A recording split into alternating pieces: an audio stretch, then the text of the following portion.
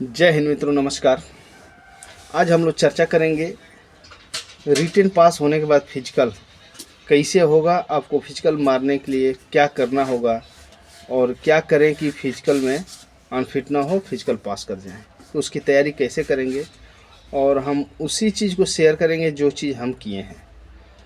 तो देखिए, अगर जिस अभ्यर्थी का 80 प्लस हो चुका है, यानी 90 पर हमें उम्मीद है कि कन्फर्म है कि होगा, तो 90 प्लस जिसका भी हो गया है, 80 वाला भी तैयारी करेंगे और 90 प्लस वाला भी तैयारी करेंगे। तैयारी करें, फिजिकल रोज़ तैयार करें अपना। और फिजिकल में जाने के बाद, जाने से 2 दिन पहले अपना वो रनिंग बंद कर देंगे। 2 दिन आराम से रहेंगे, घर में रहेंगे, रेस्ट करेंगे, फालतू की इधर उधर नहीं जाएंगे। दूसरी बात कि आपको खान पान का भी विशेष ध्यान रखना है, अच्छा चीज़ खाना है। दूसरी बात कि वहाँ जैसे पहुँचेंगे सुबह के टाइम में, रात के जैसे स्टेशन में जाके आप लोग रुकते हैं, सभी लोग रुकता है, हम लोग भी रुके थे, प्लेटफार्म पे ही रुकता है आदमी, वेटिंग हॉल में रुकता है। रुकने के बाद आप कोशिश करेंगे कि नींद अच्छी खासी हो जाए, क्योंकि नींद नहीं होने से कई बार क्या होता है, सुबह पेट क्लियर नहीं होता है। पेट क्लियर जब नहीं होता है, गैस का प्रॉब्लम होने लगती है। रनिंग के समय पे पेट का प्रॉब्लम्स खड़ा होगा, पेट में दर्द होगा, तो रनिंग पास करने में आपको असुविधा होने लगेगी।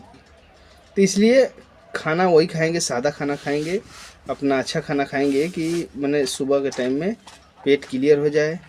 उसके बाद जब जाएंगे रनिंग के लिए, तो जैसे 50 का हो या 80 का हो या 100 का बैच छोड़ी जाएगी, तो मैक्सिमम मानते हैं 50 का अगर बैच छोड़ी जा रही है, तो उस 50 के बैच में आप हमेशा कोशिश करेंगे, कहीं से भी आपको छोड़ा जाए रनिंग के लिए, आगे नहीं भागेंगे। ताकत तब लगाना है 2 चक्कर के बाद।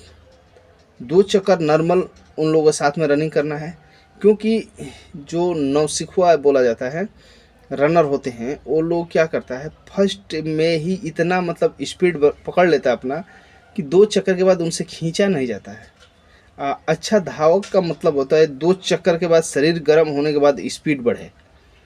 तो आपको 2 चक्कर तो उनके साथ नॉर्मल चलना है, और उसके बाद आपको जैसे 2 चक्कर कंप्लीट हो, अपना रफ्तार को धीरे धीरे बढ़ाना है। जैसे आप तीसरे चक्कर में घुसें, तो आप कोशिश करें अधिक से अधिक आपके सामने 7 से 8 आदमी हो, और जैसे चौथा चक्कर शुरू हो, तो आपका लक्ष्य होना चाहिए सिर्फ हमारे आगे कोई नहीं। जितना एनर्जी, जितनी ताकत, स्टेमिना हो, झोंक कर लगाइए, रनिंग क्वालिफाई कर लीजिए। क्योंकि देखिए, अगर जो आपके दिमाग में कोई दूसरा ऑप्शन दिखाई दिया, तो आप छंट जाएंगे। सिंपल सी बात है सोचने की, कि आप बोलते हैं कि हमसे उतना भागा नहीं जाता है, सांस फूलता है, ये होता है, वो होता है। सोचिए, अगर जो किसी दिन अचानक आपके पीछे शेर पड़ जाए, शेर छोड़िए, हम मानते हैं गांव में इधर उधर पागल कुत्ते, लवारिस कुत्ते जो होते हैं, वो भी कभी कभी किसी को भौं करके दौड़ा देते हैं। उस समय जो व्यक्ति नहीं भी दौड़ने रहता है, वो भी बहुत अच्छा खासा रफ्तार से भागता है। तो सोच वही रखेंगे कि आज हम नहीं दौड़ेंगे तो हमें शेर मार सकता है, फिर नहीं बचेंगे। तो हर पल ऐसा चले कि आखिरी हो। तो उस लास्ट चक्कर में लास्ट स्टेमिना अपना पूरा लगाना है, और रनिंग क्वालिफाई कर लेंगे। रनिंग क्वालिफाई जैसे ही होगा, तो आपको वहाँ से 4 चक्कर कंप्लीट करने के बाद जितने लोग, 2 लोग, 3 लोग, 4 लोग जो भी पास करेंगे 5:45 के अंदर, और या 6:30 सब इंस्पेक्टर के लिए है। जैसे वो पास करेंगे, पास करने के बाद तुरंत उन व्यक्ति को लेकर चले जाते हैं दूसरे इलाके में। मतलब इलाका जैसे जहाँ रनिंग का ग्राउंड है, उसके जस्ट बगल में ही कहीं हाई जंप और लॉन्ग जंप कराया जाता है। वहाँ पे आपको हाई जंप, लॉन्ग जंप कराया जाएगा। चारों तरफ से डिजिटल आपकी वीडियोग्राफी होती रहेगी, ताकि कहीं से कोई मिस्टेक ना हो सके, कोई धोखाधड़ी ना हो सके। हर जगह कैमरा होता है। तो लॉन्ग जंप में ले जाएंगे। पहले आपकी लॉन्ग जंप होगी। लॉन्ग जंप में कोशिश करेंगे जैसे कि आपको जितना कदम से रनिंग अपना बनाना है, रनवे रखना है, काउंटिंग कर लेंगे। प्रैक्टिस करेंगे गांव पे या जहीं कहीं भी ग्राउंड में आप तैयारी करते हैं, वहाँ पे अपना कोशिश करेंगे, नापेंगे कितना कदम से रनिंग पर दौड़ना शुरू कर रहे हैं और कौन से कदम सामने रखने से रनिंग कर रहे हैं, तो जाके हमारा जिस स्टेप से उछाल मारना है तो कौन सा कदम पड़ रहा है। अगर जो मान लीजिए बायां पैर आगे रखते हैं स्टार्टिंग पॉइंट से, तो यहाँ एंड पॉइंट पे जहाँ से उछाल करना है आपको, वहाँ पे कौन सा पैर गिर रहा है। तो मान के चलिए अगर जो 20 पर दाहिना कदम आगे रखते हैं तो यहाँ आके बाएं पैर गिर रहा है, तो भाई सिंपल सी बात है कि छलांग उतनी अच्छी नहीं होगी। तो आप 21 कदम करिए। जब 21 कदम करेंगे तो आपका दाहिना पैर पड़ेगा। और जिसका राइट हैंड है, यानी कि दाहिना पैर से दाहिना हाथ से अच्छा काम करते हैं, जैसे ही वो पड़ेगी सीधा 1 सवा फीट 1.5 फीट का डिफरेंट होगा। तो इस हिसाब से अपना तैयारी करेंगे। फिर वहाँ ग्राउंड में जैसे आप पहुँचेंगे तो वहाँ भी आपको बोला जाएगा कि अब जाइए जंपिंग के लिए, तो एक चिन्ह से खड़ा किया जाता है। तो एक बार माप लेंगे कि हमको कहाँ से जंप मारना है। मन के अंदर ही वहाँ से जहाँ से कूदने का बनाया गया है वहाँ से नापना शुरू करेंगे। अगर जो 20 कदम से कूदना है, कूदते हैं, आदत है, प्रैक्टिस किए हैं, तो 20 कदम से ही शुरू करेंगे। 20 कदम नापेंगे और वहीं से अपना रनिंग करेंगे। पहले बड़ा बड़ा स्टेप, और जैसे ही आपके कम से कम 20 कदम बच जाए या 10 कदम बच जाए लास्ट, तो वो स्टेप आपका छोटा होना चाहिए और बहुत ही ज़्यादा रफ्तार शरीर ऐसे लहरना चाहिए। इस प्रकार से लहरना चाहिए और पूरा झूमते हुए उछाल मारेंगे। उछाल मारने के साथ साथ उसमें भी पैर ऐसे चलाना है हवा में। फिर कोशिश करेंगे जिस जगह पे आपके पैर गिर रहा है तो पीछे की तरफ आपको नहीं गिरना है, गिरते के साथ साथ आगे की तरफ ढूलना है। पीछे की तरफ ढूलेंगे, फिर जहाँ आपका हाथ पड़ेगा या शरीर पड़ेगी वहीं से मापी की जाएगी। तो जहाँ से जंप करेंगे, जहाँ एड़ी गिरी आपकी पैर का, वहाँ से आगे की तरफ ढूलने का कोशिश करेंगे। ये सब प्रैक्टिस करने की चीज़ है। आप इसको प्रैक्टिस कर लेंगे अच्छे खासे।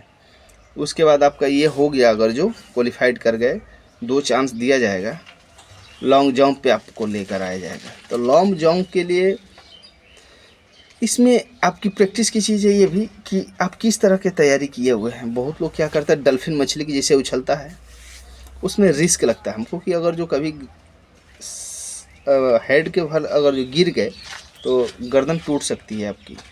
इस करके पैर के बल कूदने की कोशिश करेंगे। बहुत लोग पलटी मारता है, बहुत लोग ऐसे डल्फिन जैसे कूदता है, बहुत लोग पैर से उछलता है। तो 4 फीट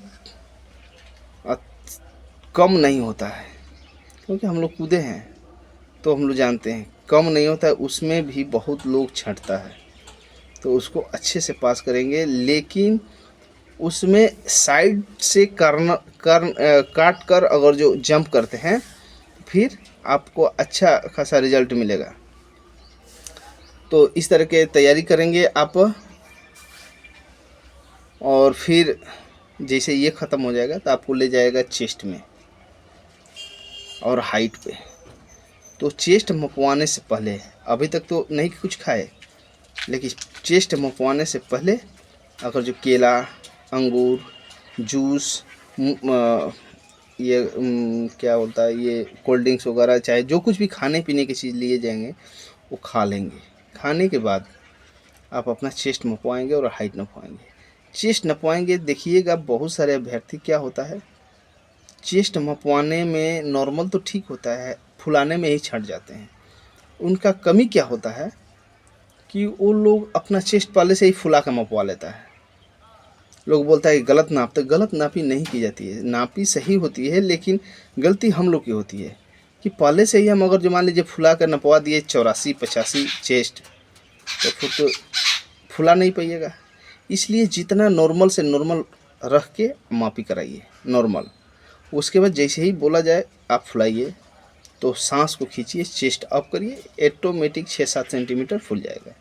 अगर आप फिट हैं तो इसमें कोई दिक्कत नहीं है। और न ही इसमें कुछ है। अगर जो खाना खा लेंगे, जैसे कि वो जो बोले कुछ फ्रूट्स व्रूट्स खा लेंगे, पानी पी लेंगे थोड़ा बहुत, तो खूब इत्मीनान से नॉर्मल रखेंगे चेस्ट, तब भी होगा। उसके बाद जैसे ही सांस खींचेंगे आपका 85, 86, 87 हो जाएगा, 80, 90 तक होता है।